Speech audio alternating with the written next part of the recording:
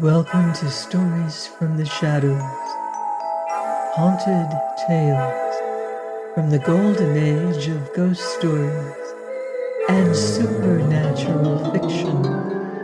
I'm Lordell, reading Brood of the Witch Queen by Sax Rohmer. Chapter 3, The Ring of Thoth. Half Moon Street was very still. Midnight had sounded nearly half an hour, but still Robert Cairn paced up and down his father's library. He was very pale, and many times he glanced at a book which lay open upon the table. Finally he paused before it and read once again certain passages. In the year 1571, it recorded, the notorious Troichel was executed in the Place de Grève. He confessed before the king, Charles IX, that he performed marvels. Admiral de Coligny, who was also present, recollected the death of 2 gentlemen. He added that they were found black and swollen. He turned over the page with a hand none too steady.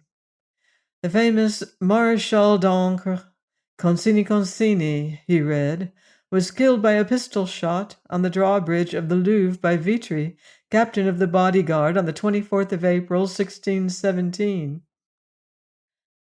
It was proved that the Maréchal and his wife made use of wax images, which they kept in coffins. Cairn shut the book hastily and began to pace the room again. "Oh, it is utterly, fantastically incredible," he groaned. "Yet with my own eyes I saw—" He stopped to a bookshelf and began to look for a book which, so far as his slight knowledge of the subject bore him, would possibly throw light upon the darkness, but he failed to find it. Despite the heat of the weather, the library seemed to have grown chilly. He pressed the bell. "Marston," he said to the man who presently came, "you must be very tired, but Dr. Cairn will be here within an hour. Tell him that I have gone to Sir Michael Ferrara's." "But it's after 12 o'clock, sir." "I know it is. Nevertheless, I am going." "Very good, sir. You will wait there for the doctor?" "Exactly, Marston. Good night." "Good night, sir."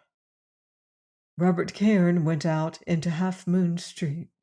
The night was perfect, and the cloudless sky lavishly gemmed with stars. He walked on heedlessly, scarce noting in which direction. An awful conviction was with him, growing stronger each moment, that some mysterious menace, some danger unclassifiable, threatened Myra Duquesne. What did he suspect? He could give it no name. How should he act? He had no idea. Sir Elwyn Groves, whom he had seen that evening, had hinted broadly at mental trouble as the solution of Sir Michael Ferrara's peculiar symptoms. Although Sir Michael had had certain transactions with his solicitor during the early morning, he had apparently forgotten all about the matter, according to the celebrated physician. "Between ourselves, Cairn," Sir Elwyn had confided, "I believe he altered his will." The inquiry of a taxi driver interrupted Cairn's meditations. He entered the vehicle, giving Sir Michael Ferrara's address. His thoughts persistently turned to Myra Duquesne, who at the moment would be lying listening for the slightest sound from the sick room, who would be fighting down fear that she might do her duty to her guardian, fear of the waving phantom hands. The cab sped through the almost empty streets, and at last, rounding a corner, rolled up the tree-lined avenue, past 3 or 4 houses lighted only by the glitter of the moon, and came to a stop before that of Sir Michael Ferrara. Light shone from the many windows. The front door was open, and light streamed out onto the porch. "My God!" cried Cairn, leaping from the cab. "My God, what has happened?" A thousand fears, a thousand reproaches flooded his brain with frenzy. He went racing up to the steps and almost threw himself upon the man who stood half-dressed in the doorway. "Felton! Felton!" he whispered hoarsely. "What has happened? Who—" "Sir Michael, sir," answered the man. "I thought—" His voice broke. "You were the doctor, sir." "Miss Myra?" "She fainted away, sir. Mrs. Hume is with her in the library now." Cairn thrust past the servant and ran into the library. The housekeeper and a trembling maid were bending over Myra Duquesne, who lay fully dressed, white and still upon a Chesterfield. Cairn unceremoniously grasped her wrist, dropped upon his knees, and placed his ear to the still breast. "Thank God," he said. "It's only a swoon. Look after her, Mrs. Hume." The housekeeper, with set face, lowered her head, but did not trust herself to speak. Cairn went out into the hall and tapped Felton on the shoulder. The man turned with a great start. "What happened?" he demanded. "Is Sir Michael—" Felton nodded. "5 minutes before you came, sir." His voice was hoarse with emotion. "Miss Myra came out of her room. She thought someone called her. She rapped on Mrs. Hume's door, and Mrs. Hume, who was just retiring, opened it.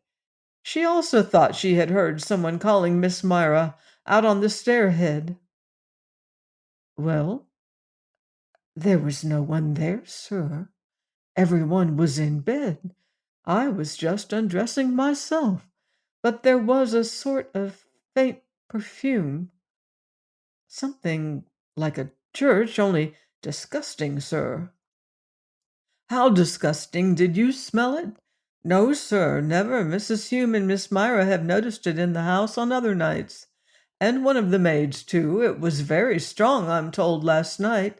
Well, sir, as they stood by the door, they heard a horrid kind of choking scream. They both rushed to Sir Michael's room and—" "Yes, yes?" "He was lying, half out of bed, sir. Dead. Seemed like he'd been strangled, they told me, and—" "Who is with him now?" The man grew even paler. "No one, Mr. Cairn, sir. Miss Myra screamed out that there were 2 hands just unfastening from his throat as she and Mrs. Hume got to the door. And there was no living soul in the room, sir. I might as well out with it. We're all afraid to go in." Cairn turned and ran up the stairs. The upper landing was in darkness, and the door of the room which he knew to be Sir Michael's stood wide open. As he entered, a faint scent came to his nostrils. It brought him up short at the threshold with a chill of supernatural dread. The bed was placed between the windows, and one curtain had been pulled aside, admitting a flood of moonlight. Cairn remembered that Myra had mentioned this circumstance in connection with the disturbance of the previous night. "Who in God's name opened that curtain?" he muttered. Fully in the cold white light lay Sir Michael Ferrara, his silver hair gleaming, and his strong, angular face upturned to the intruding rays. His glazed eyes were starting from their sockets. His face was nearly black, and his fingers were clutching the sheets in a death grip. Cairn had need of all his courage to touch him. He was quite dead. Someone was running up the stairs. Cairn turned half-dazed, anticipating at the entrance a local medical man. Into the room ran his father, switching on the light as he did so. A grayish tinge showed through his ruddy complexion. He scarcely noticed his son. "Ferrara!" he cried, coming up to the bed. "Ferrara!" He dropped on his knees beside the dead man. "Ferrara! Old fellow!" His cry ended in something like a sob. Robert Cairn turned choking and went downstairs. In the hall stood Felton and some other servants. "Miss Duquesne?" She is recovered, sir. Mrs. Hume has taken her to another bedroom. Cairn hesitated, then walked into the deserted library, where a light was burning. He began to pace up and down, clenching and unclenching his fists. Presently Felton knocked and entered. Clearly the man was glad of the chance to talk to someone. Mr. Anthony has been phoned at Oxford, sir. I thought you might like to know. He's motoring down, sir, and will be here at 4 o'clock. Thank you, said Cairn shortly. 10 minutes later, his father joined him. He was a slim, well-preserved man, alert-eyed and active, yet he had aged 5 years in his son's eyes. His face was unusually pale, but he exhibited no other signs of emotion. "Well, Rob," he said tersely, "I can see you have something to tell me. I am listening." Robert Cairn leant back against a bookshelf. "I have something to tell you, sir, and something to ask you." "Tell your story first, then ask your question." "My story begins in a Thames backwater." Dr. Cairn stared, squaring his jaw, but his son proceeded to relate with some detail the circumstances attendant upon the death of the King's Swan. He went on to recount what took place in Antony Ferrara's rooms, and at the point where something had been taken from the table and thrown in the fire. "Stop," said Dr. Cairn. "What did he throw in the fire?" The doctor's nostrils quivered and his eyes were ablaze with some hardly repressed emotion. "I cannot swear to it, sir. Never mind, what do you think he threw in the fire?" "A little image of wax or something similar. An image of a swan." At that, despite his self-control, Dr. Cairn became so pale that his son leapt forward. "All right, Rob." His father waved him away and, turning, walked slowly down the room. "Go on," he said rather huskily. Robert Cairn continued his story up to the time that he visited the hospital where the dead girl lay. "You can swear that she was the original of the photograph in Antony's rooms, and the same who was waiting at the foot of the stair?" "I can, sir." "Go on." Again the younger man resumed his story, relating what he had learnt from Myra Duquesne, what she had told him about the phantom hands, what Felton had told him about the strange perfume perceptible in the house. "The ring," interrupted Dr. Cairn. "She would recognize it again?" "She says so." "Anything else?" "Only that if some of your books are to be believed, sir, Troischel, Dancre, and others have gone to the stake for such things in a less enlightened age." "Less enlightened, boy?" Dr. Cairn turned his blazing eyes upon him. "More enlightened, where the powers of hell were concerned." "Then you think—" "Think! Have I spent half my life in such studies in vain? Did I labor with poor Michael Ferrara in Egypt and learn nothing? Just God, what an end to his labor! What a reward for mine!" He buried his face in quivering hands. "I cannot tell exactly what you mean by that, sir," said Robert Cairn, "but it brings me to my question." Dr. Cairn did not speak, did not move. "Who is Antony Ferrara?" The doctor looked up at that, and it was a haggard face he raised from his hands. "You have tried to ask me that before. I ask now, sir, with better prospect of receiving an answer. Yet I can give you none, Rob." "Why, sir? Are you bound to secrecy?" "In a degree, yes. But the real reason is this: I don't know." "You don't know?" "I have said so." "Good God, sir, you amaze me. I have always felt certain That he was really no Ferrara, but an adopted son, yet it had never entered my mind that you were ignorant of his origin. You have not studied the subjects which I have studied, nor do I wish that you should. Therefore it is impossible, at any rate now, to pursue that matter further. But I may perhaps supplement your researches into the history of Troichel and the Concini. I believe you told me that you were looking in my library for some work which you failed to find. I was looking for M. Chabras' translation of the Papyrus Harris. What did you know of it? I once saw a copy in Antony Ferrara's rooms. Dr. Cairn started slightly. Indeed. It happens that my copy is here. I lent it quite recently to Sir Michael. It is probably somewhere on the shelves. He turned on more lights and began to scan the rows of books.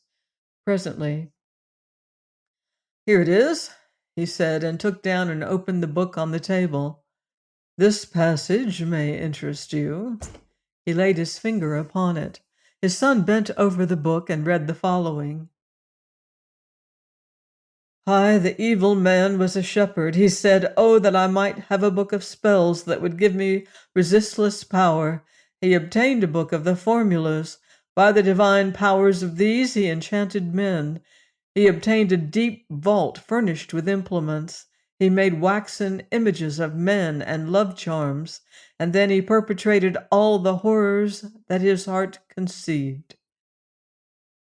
Flinders Petrie, said Dr. Cairn, mentions the Book of Thoth as another magical work conferring similar powers. But surely, sir, after all, it's the 20th century.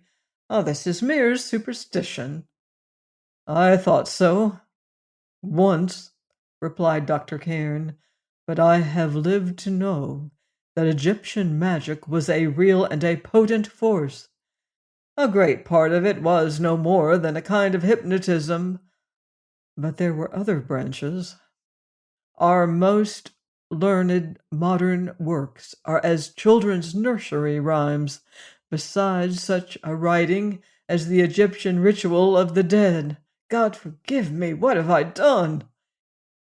You cannot reproach yourself in any way, sir. Can I not? Said Dr. Cairn hoarsely. Oh, Rob, you don't know. There came a rap on the door, and a local practitioner entered.